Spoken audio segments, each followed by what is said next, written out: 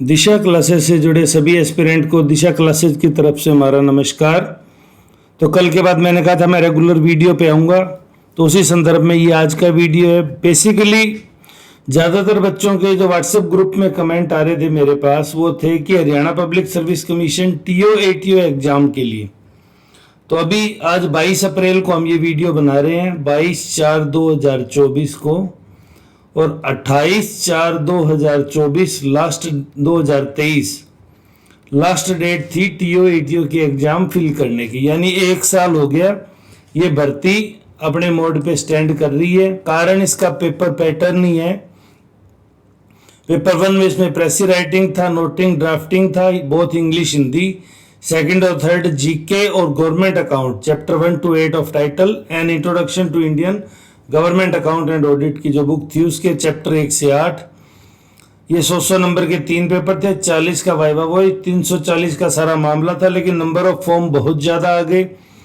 दूसरा, सरकार की भी अब पैटर्न चेंज हो गया और वो पैटर्न सरकार को सूट कर गया। प्री ऑब्जेक्टिव करवाइए, मेंस डिस्क्रिप्टिव करवाइए थोड़े से बच्चों का, और उसका भी 2 गुना बच्चों का आप इंटरव्यू करवा के आप अच्छे से सेलेक्ट कर सकते हैं।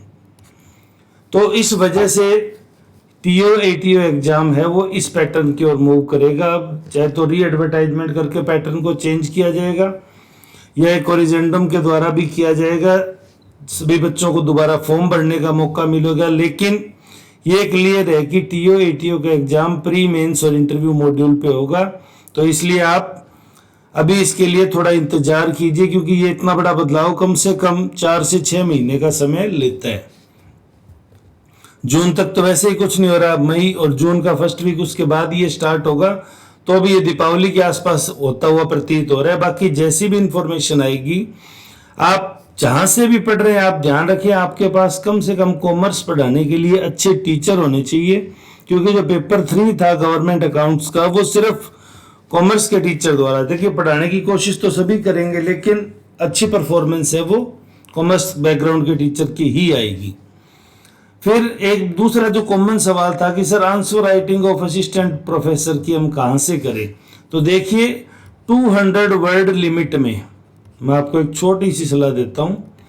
जो पिछला सिलेबस था 2019 में और 2016 में जो 2 सिलेबस था आपके सब्जेक्ट का, उसको यूनिट का 1, यूनिट 2, यूनिट 3, 10 तक जितनी भी यूनिट थी उसका टॉपिक 1 और उसको 200 वर्ड लिमिट में तैयार कीजिए। Second topic, third topic, fourth topic, fifth topic, जितने भी टॉपिक है उनको 2000 वर्ड लिमिट में तैयार कीजिए। आप एक बार 200 वर्ड लिमिट में लिखेंगे, 200, तो आप मोटा मोटा उसका हार्डकोर जो टच है उसको टच कर लेंगे। उसके बाद इसको इलेबोरेट करके बड़ा करना हो या इसको छोटे में समेटना हो वो आपसे आराम से हो जाएगा।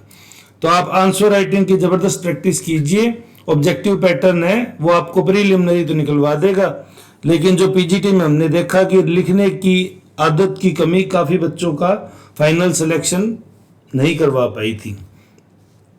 तो इसलिए मेरा इसमें आपको यही सुझाव है कि सभी टॉपिक को आप 200 वर्ड की लिमिट में उतारिए। अपने 2 रजिस्टर बने, 3 बने, उनको अच्छे से बनाइए। उसके बाद आप एग्जाम के लिए बेसिक रूप से प्रिपेयर हैं।